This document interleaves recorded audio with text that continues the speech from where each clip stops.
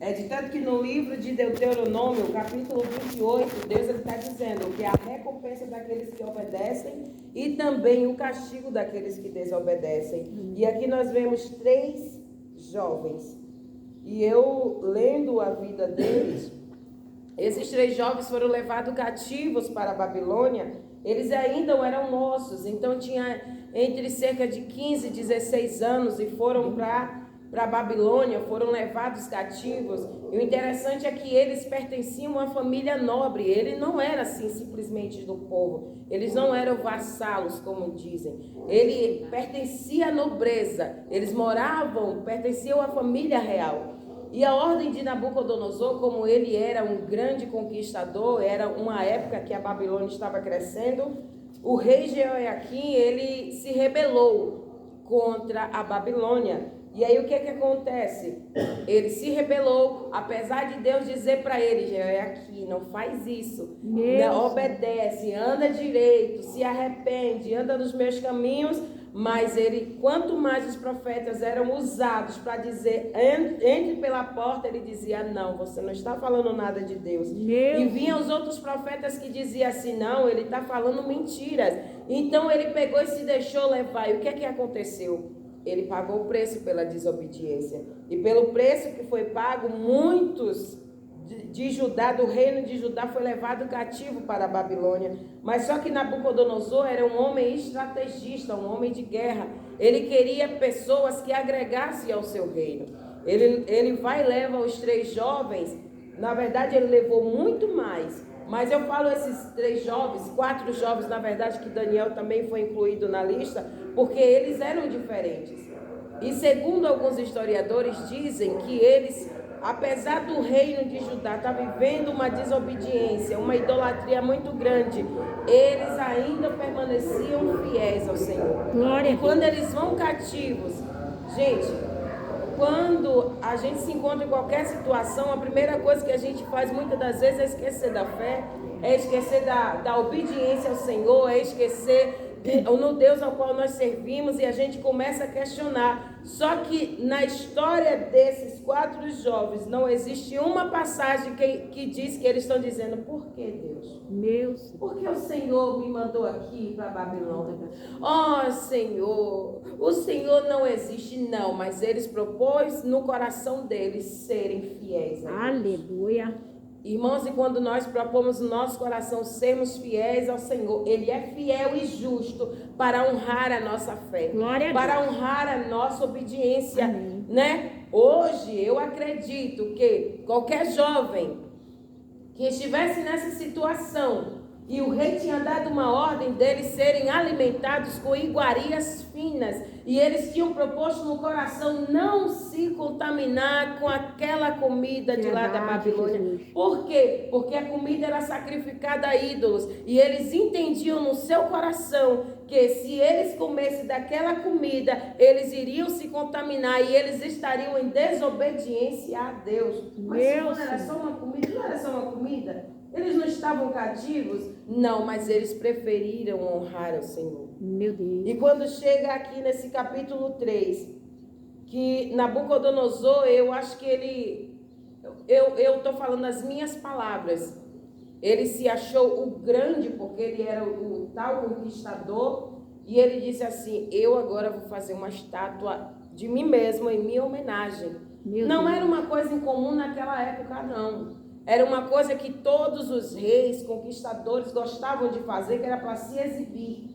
Sabe aquele negócio do ego? Eu sou conquistador, eu sou tal, e agora eu vou mostrar que eu sou o bambambam. E ele fez uma estátua.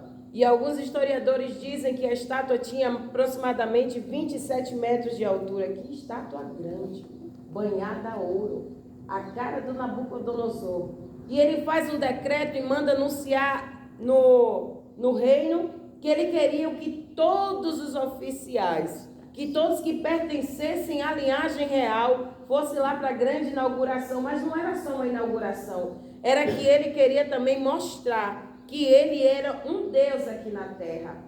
Só que ele se esqueceu que ele já tinha passado lá atrás.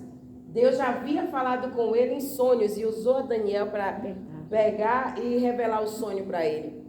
Então ele queria mostrar a grandeza dele, queria que todos mostrassem reverência diante dele. Deus. Só que quem é fiel a Deus jamais vai prostrar-se diante de qualquer situação. Verdade. Eles poderiam dizer: ah não, mas Senhor, olha, tem uma fornalha ali. Ele já falou que tem uma fornalha e que não se ajoelhar diante da estátua, ele vai jogar na fornalha. Eu acredito que eles estavam com medo. Quem é que não ia temer diante da situação? Uma estátua grande de um rei poderoso e cruel, porque Nabucodonosor era cruel, e qualquer um que ousasse desobedecer, ele mandava destruir, destruía. E tem alguns trechos que diz que, do próprio capítulo 3, que quando ele manda tocar as buzinas, porque foi uma coisa grandiosa, e todos que tinham que estar lá na inauguração estavam com vestes de festas, né? Teve até orquestra. Imagine como não era o reino. Ele se preocupou com todos os detalhes. Queria orquestra, todo mundo bonito, com as roupas reais. E mandou tocar a buzina e todos se prostraram.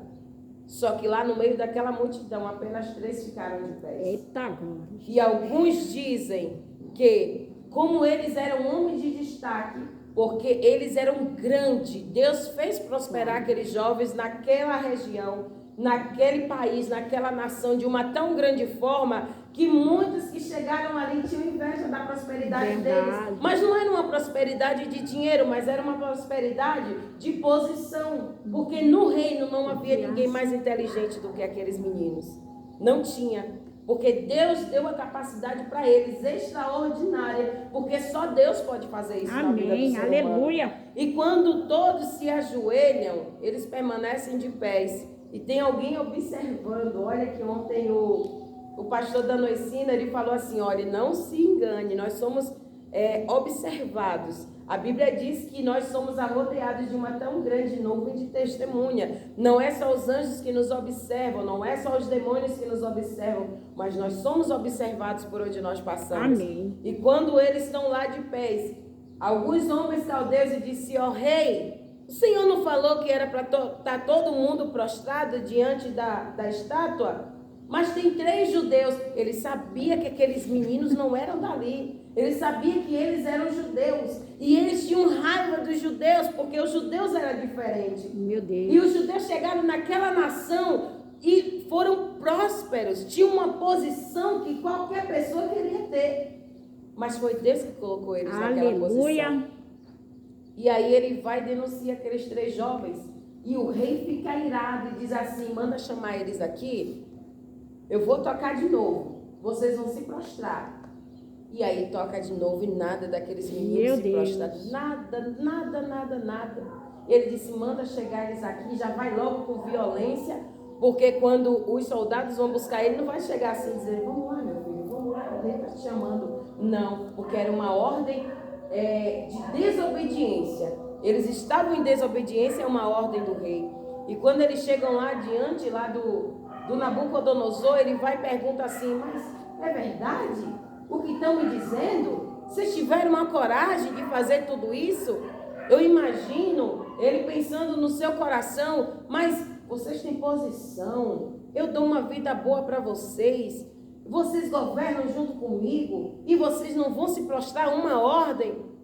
E os meninos, temente a Deus, dizem assim: ó rei, eu não preciso nem te dizer nada. Você já viu a nossa posição? Você já viu que a gente não vai se prostrar diante do Senhor? Mas por que vocês não vão fazer isso? Porque eu sei em quem eu tenho servido. Deus eu cheguei aqui cedo e eu fui ensinado a obedecer. Eu fui ensinado a ter fé no meu Deus, porque o nosso Deus é o único Deus. E eu não posso jamais trocar minha aliança com Deus por simplesmente adorar uma estátua que o Senhor decidiu fazer. Eu não acredito nisso. Meu Jesus. Eu não estou acreditando. Sabe aquele momento que a pessoa está com raiva? Eu não acredito que você fez uma coisa dessa. E ele fica irado e diz assim: agora vocês vão ver. Se vocês estão dizendo que é Deus que vai livrar vocês, eu quero ver que Deus é esse que vai poder livrar das minhas mãos. E dá ordem lá para os soldados e diz assim: ó, vai lá e aquece a fornalha muito mais do que o que já está, porque eu quero ver quem é que vai poder livrar esses 3 ousados das minhas mãos. E ele já começou tendo prejuízo, porque ele pegou os melhores soldados e disse, joga eles lá. E os soldados só de chegar perto, já tinham sido queimados. E a Bíblia diz que eles foram jogados. Segundo, eu estava aqui lendo na Bíblia, a fornalha, ela não era chegar assim, um forno, como dizem, né, que quem é da roça sabe, aquele forno que faz carvão e que joga, a senhora sabe, irmã Zilda? Sabe, a gente veio de lá, a gente sabe como é. E simplesmente jogam, não, mas era jogado de cima para baixo. Era uma coisa, porque Nabucodonosor, ele era tão cruel que ele já pensava nas coisas mesmo, ó. Antes de chegar lá embaixo, já foi queimado, já quebrou lá os ossos, está tudo certo. E ele manda jogar aqueles 3 jovens. Só que, para surpresa dele, os jovens caem dentro da fornalha. Apenas as cordas queimadas. Meu Jesus. E Deus não permitiu que nenhum outro homem visse que havia um quarto dentro da fornalha e somente Nabucodonosor pôde ver e contemplar. Aleluia. Que o próprio Jesus aqui, quando fala o anjo do Senhor, não foi um anjo que o Senhor mandou, mas o próprio Jesus desceu, entrou na fornalha e ficou esperando Sadraque, Mesaque e Abednego. E Nabucodonosor diz assim, mas eu joguei 3, eu estou vendo 4, eles estão passeando dentro da fornalha. Aleluia. Querido, não importa a situação, não importa a fornalha, antes de você chegar na situação, Deus já está lá com você. Creio. Deus já está pelejando por você. Deus jamais vai deixar nenhum dos seus filhos pelejar sozinho. E muitas das vezes a gente se preocupa achando que nós estamos só, que Deus não está vendo. Mas eu quero te dizer nessa manhã, não, Deus já está lá. Deus já está no controle da situação. Muitas das vezes nós passamos o processo porque Deus quer ser glorificado através das nossas vidas. A fornalha jamais vai ser para nos matar. Meu Deus. Isaías diz, se passares pelo fogo, ele não te queimará. Parece até que Isaías estava naquele tempo e estava dizendo para aqueles 3 jovens, mas não existia ainda. Isaías ainda estava em processo de escrever o livro dele ainda. E ele estava dizendo, se passares pelo fogo, ele não vai te queimar. Imagina Sadraque, Mesaque e Abednego dizer assim, se Deus quiser me livrar, se o Senhor quiser nos dar uma oportunidade, se Ele vê em nós a sinceridade do nosso coração, Ele vai nos livrar. É a sinceridade que Deus quer ver no nosso coração. É a obediência à palavra dEle. É a nossa fé, a nossa confiança que tem que estar firmada em Deus. Deus jamais vai permitir algo na vida do crente sem que ele saiba o porquê ele está permitindo aquilo. Aleluia. Ele quer muitas das vezes provar a nossa fé, a nossa obediência. E quer que lá na frente, eu sempre vou dizer isso, Deus, Ele quer glorificar o nome dEle através das nossas vidas. Verdade. Se nós somos observados, se nós somos arrodeados de uma tão grande nuvem de testemunha, todos têm que olhar para nós e ver o agir de Deus nas nossas vidas. Aleluia. Sempre vai ser assim. Deus jamais vai permitir algo em nossas vidas, irmãos, sem que Ele tenha um propósito, sem que Ele tenha algo lá na frente extraordinário. E depois desse acontecimento, o que é que acontece ali? Nabucodonosor vê o próprio Jesus ali andando na fornalha e ele diz assim, sai daí vocês 3. Verdadeiramente vocês servem ao Deus Altíssimo. Aleluia. Que eu lancei vocês na cova, aí na fornalha. E nenhum mal aconteceu a vocês. Nem o cheiro de fumaça tem no corpo de vocês. Meu Deus. O cabelo de vocês está intacto. Eu já tive o desprazer de encostar o cabelo e meu cabelo queimar. Imagina dentro de uma fornalha e Deus dá livramento. E o nome do Senhor naquela nação era uma cerimônia para mostrar o poder dele. Meu Deus. Para mostrar que ele era o tal.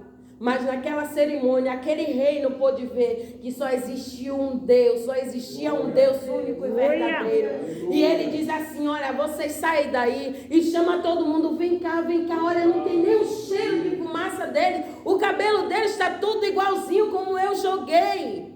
Verdadeiramente, Deus, o único Deus verdadeiro é o Deus dos judeus. Aleluia. E toda a nação pôde contemplar que só existe um único Deus. Amém. O mundo tem que olhar para nós e saber que existe um único Deus. O mundo tem que olhar em nós e ver que verdadeiramente Deus está conosco. Aleluia. Mas porque eu só quero mostrar que Deus está comigo se eu tiver uma boa posição, se eu tiver uma boa condição social. Não, o mundo tem que ver algo diferente em você, através do brilho do Espírito Santo, através da sua obediência. O mundo está corrompido, Silvana, eu acho que eu vou dar uma andadinha por aqui. Não, mantenha-se firme e fiel no seu propósito com Deus. Que quando nós estamos assim, nessa posição, Deus vai honrar a nossa fé. Verdade. Deus vai honrar a nossa obediência, irmãos. Olha quando Deus ele fala lá com Abraão. Abraão, sai aí da sua terra, da sua parentela. Só que Abraão nem sabia quem era Deus. Ele ouviu. Ele disse, eu vou sair, eu vou obedecer. Imagina, eu estou aqui, eu não conheço Deus, nunca ouvi falar dele. Meu Deus. E ele vai falar comigo. Não, eu acho que eu ouvi uma voz aqui. Ele me falou que era para sair da minha terra, da minha parentela, que tem algo grande para mim. Meu Deus. E ele obteve êxito na sua obediência. Glória a Jesus. José obteve êxito na sua obediência. Passou um processo infeliz. Um processo doloroso. Mas os processos dolorosos sempre vai trazer uma recompensa grande para nós. Ah, mas eu não estou entendendo agora. Não é para você entender, é para você passar. Passe pela fornalha, passe pela cova, passe pela tempestade, passe por aquilo que Deus quer que você passe, mas tenha certeza que lá do outro lado você vai entender e você vai conquistar tudo aquilo que Deus tem para você. Não é aquela palavra que eu estou dizendo que você vai receber isso, você vai receber aquilo. Eu estou dizendo para você que a sua obediência, na sua obediência, Deus te trará a recompensa. Aleluia. Sempre vai ser assim, dessa maneira. Oh, glória. Então eu quero que você siga com essa palavra. A sua fé sempre vai trazer livramento para a sua vida. Mas a sua obediência vai trazer uma recompensa tão grande. Glória a Jesus. Que todos vão ver e vão dizer verdadeiramente. Só existe um único Deus, vivo e verdadeiro, que pode fazer todas as coisas na vida daquele que serve a Ele. Maravilhoso. Eu quero cantar um corinho. Glória a Deus. Meu Deus. Maria, me ajude. Amém. Serei fiel ao meu Jesus, serei fiel. Serei fiel ao meu Jesus, serei fiel. Há uma carreira para correr, há uma vitória para alcançar a cada dia. Ao meu Jesus serei fiel. Serei fiel ao meu Jesus, serei fiel. Serei fiel ao meu Jesus, serei fiel. Há uma carreira para correr, há uma vitória para alcançar a cada dia. Ao meu Jesus serei fiel. Glória a Jesus. Eu estava lembrando. Meu coração fica transbordando. Oh, glória. Que a gente, às vezes, somos tão negligentes e não lemos a palavra de um modo assim que a palavra do Senhor, ela renova as nossas Amém, vidas. Jesus. A palavra do Senhor, ela traz para nós um conforto, um ânimo, um encorajamento tão grande que a maioria de nós tem sido negligentes na leitura e no estudo da palavra de Deus. Meu Que Jesus. você fique com essa palavra, que Em todos nome os dias de o Senhor Jesus. renova as nossas forças. Em nome de Jesus. E a nossa esperança e confiança nele. Oh, glória. Essa oportunidade em nome de Jesus. Aleluia. Glória.